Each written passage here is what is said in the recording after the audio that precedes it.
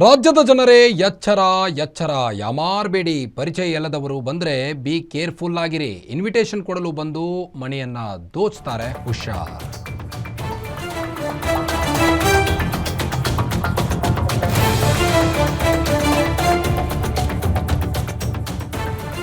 ರಾಜ್ಯದ ಜನರೇ ಯಾಮಾರಬೇಡಿ, ಮೋಸ ಹೋಗಬೇಡಿ, ಎಚ್ಚರ.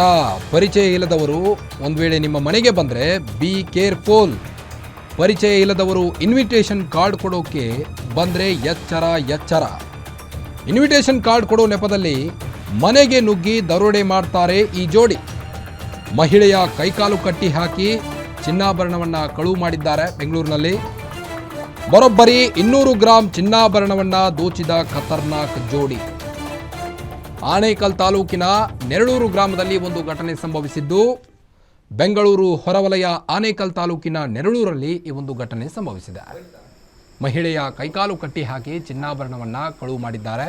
ಇನ್ವಿಟೇಷನ್ ಕೊಡೋ ನೆಪದಲ್ಲಿ ಮನೆಗೆ ಬಂದು ದೋಚಿ ಹೋಗಿದ್ದಾರೆ.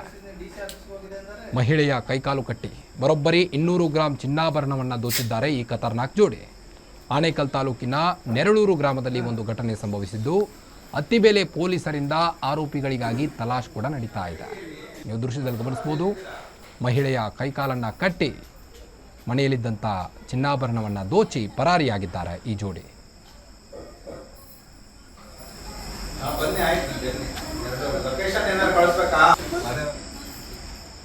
ಸರ್, ಮಧ್ಯಾಹ್ನ ನಮ್ಮ ಮನೇಲಿ ನಾನು ಕೆಲ್ಸಕ್ಕೆ ಹೋಗಿದ್ದಾಗ ನಮ್ಮ ವೈಫು ಒಬ್ಬರೇ ಇದ್ದಾಗ ಅವರು ಬಂದು ಮನೆ ಬಾಗಿಲು ತಟ್ಟಿದ್ದಾರೆ.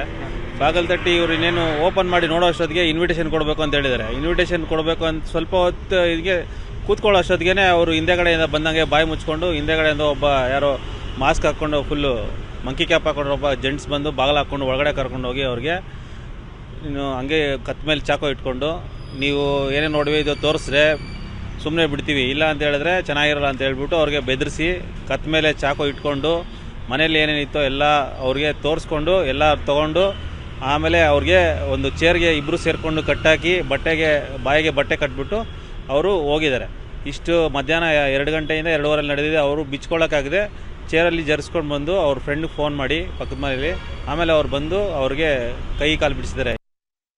ಬೆಂಗಳೂರು ಗ್ರಾಮದಲ್ಲಿ ಸುಮಾರು 2 ಗಂಟೆಗೆ ಒಂದು ಲಗ್ನಪತ್ರಿಕೆ ಕೂಡ ಒಂದು ಸೋಗಿನಲ್ಲಿ ಬಂದು ಲಗ್ನಪತ್ರಿಕೆ ಕೊಡೋಕೆ ಬಂದಿದ್ದೀವಿ ಅಂತ ಹೇಳ್ಬಿಟ್ಟು ಮನೆಯಲ್ಲಿ ಕೂತ್ಕೊಂಡು ಲಗ್ನಪತ್ರಿಕೆ ಕೊಡೋ ಒಂದು ಮಾತು ಹೇಳ್ತಾ ಒಂದು ನೀರು ಕೊಡಿ ಅಂತ ಕೇಳಿದ್ದಾರೆ.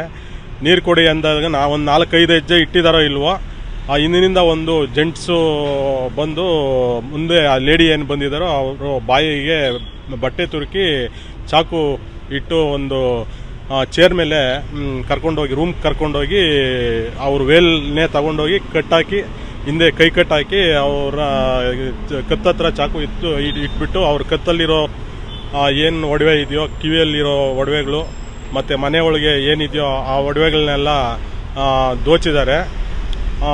ಇದೇ ರೀತಿ ಸುಮಾರು ಒಂದು 4-5 ಕಳ್ತನಗಳು ನಮ್ಮ ನೆರಳೂರಲ್ಲಿ ಆಗಿತ್ತು. ಇದುವರೆಗೂ ಆ ಕಳ್ತನ ಬಗ್ಗೆ ಯಾವುದೂ ಏನು ಪೊಲೀಸವರು ಇದುವರೆಗೂ ಎನ್ಕ್ವೈರಿ ಪತ್ತೆ ಹಚ್ಚಲಿಲ್ಲ.